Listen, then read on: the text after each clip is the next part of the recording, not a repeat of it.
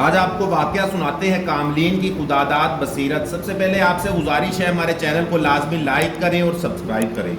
آنکھ کا نور اور چیز ہے، دل کا نور اور چیز ہے۔ حکیم انصاری دہلی کے بڑے مشہور حکیم تھے۔ اللہ نے کیا فہم و فراست عطا فرمائی تھی۔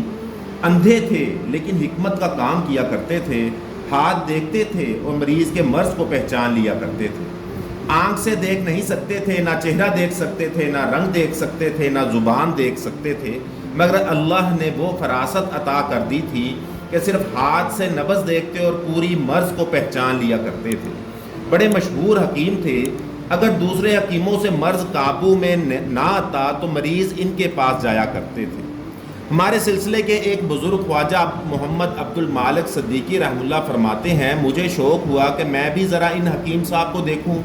چنانچہ میں ان کی دکان پر گیا، ان سے کوئی بات نہیں کی تاکہ ان کو میرے آنے کا پتہ نہ چلے، اور وہاں بیٹھ کر میں نے ان کے دل پر توجہ ڈالنی شروع کر دی۔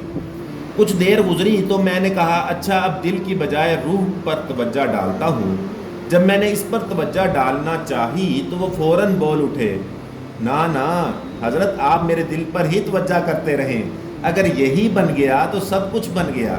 فرماتے ہیں میں حیران ہو گیا کہ اس شخص کو نابینا کون کہے جسے بتایا بھی نہیں گیا کہ مگر اس کا دل ایسا صاف ہے کہ وہ آنے والے انوارات کو محسوس کر رہا ہے۔